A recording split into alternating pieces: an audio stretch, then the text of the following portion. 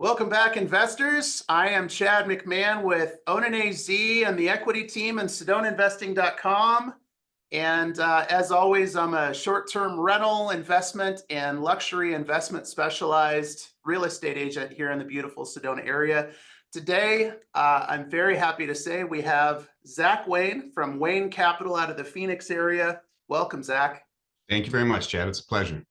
So Zach is really, he's a savvy, highly experienced mortgage broker owner out of the Phoenix area. And he's kind of my go-to expert when it comes to interest rates, when it comes to Fed cuts, all this fun stuff. And today, September 18th, we had a whopper. We had a big Fed cut, 50 basis points, which is quite a lot for the Fed. And I'd love to chat about that and kind of what the implications are of that. So what are your first thoughts, Zach, on what happened earlier today?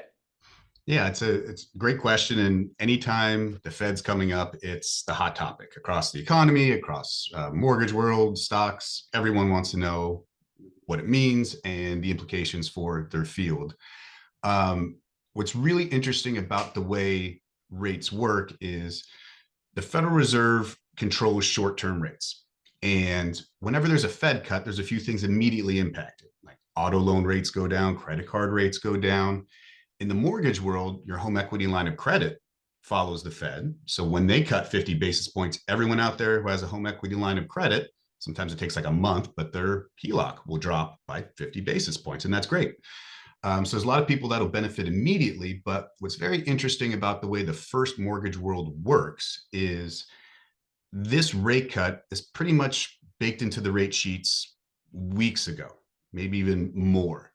And even future Fed cuts or the odds of the Feds cutting by 25 basis points in November and December is already factored in to where rates currently are at. So actually, as the day went on, the Fed had their announcement, and then Chairman Powell had his press conference, which is always important. He talks about, future Fed policy. There's Q&A.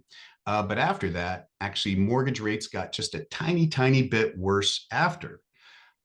So while this Fed rate cut is super important, it's great for the economy and lowers rates, we already saw that impact weeks ago. And that's the reason mortgage rates have actually been falling so much. So it's a great thing. It's helpful. But really, in mortgage world, we had better rates yesterday or Monday even than today. So super important, but the mortgage world sees that in advance. The bond world sees that in advance, the odds of Fed cuts. So that's why rates have actually been falling so much the past couple months, was because of this meeting and the future ones. Okay, now I have a follow-up question for you. So you said that, and I understand this. Fortunately, I follow your weekly letter that you send out. And so I do understand what you're talking about when you say that it's baked in there. Now, there was a lot of forecasts that it wasn't going to be a 50 basis point cut, that it was going to be a 25 basis point cut.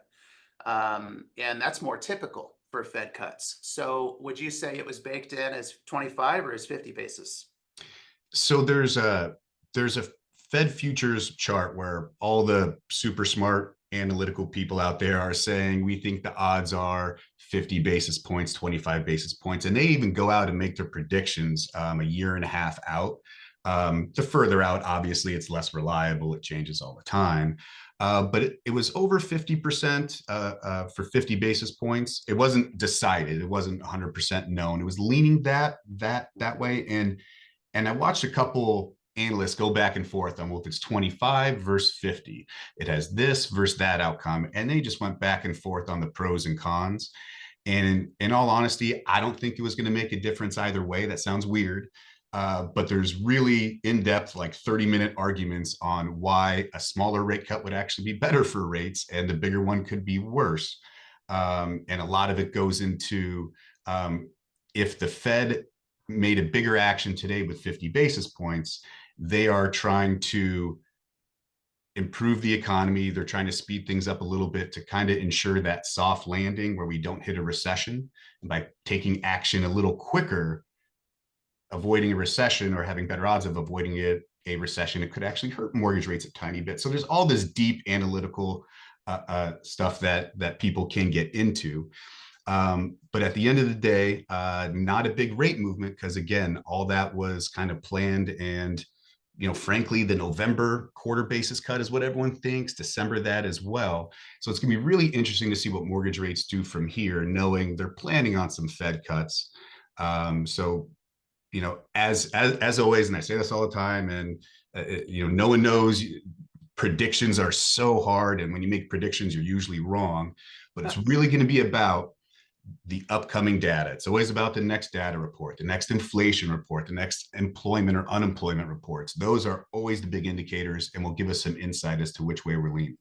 Interesting. So I was reading even just earlier today that there's some pretty compelling chatter that we're going to see another 50 basis points come off before the end of the year, cut. So my next question would be, if that happens, what is your expectation for interest rates? And if it doesn't happen, what are your expectations for interest rates? Yeah, that's interesting. I mean, if there's another 50 basis point cut, to me, that would make sense if there was bad employment data that says the unemployment rate is going up or hours worked is going down or pay is going down. And the Fed's actually really concerned now. And they need to take faster action than maybe just doing 25 and soft landing and slowly getting us there. So to me, that would signal like, maybe the economy is in a little more trouble than we thought a couple months ago. They need bigger actions. And if that's happening, when there's a recession, when the economy's in trouble, that's bad for jobs. That's bad for, the working person out there. But what it does for mortgage rates is it forces mortgage rates down. So that would signal to me, all right, maybe rates are going to move down a little bit faster than anticipated. Okay. Well, for the sake of incoming buyers, I sure hope. Right. I sure hope that's the case. All right, cool. Well, thank you, Zach. I'm going to go ahead and stop this right there. That was really powerful information. I really appreciate you coming in. I'd like to continue to keep having you come in. You're a great resource for not only for me, but also for people that enjoy our channel. So thanks again, Zach. Thanks for coming in. Dude, of course. It's my pleasure. All right. Take care. Thanks, Chad. You too.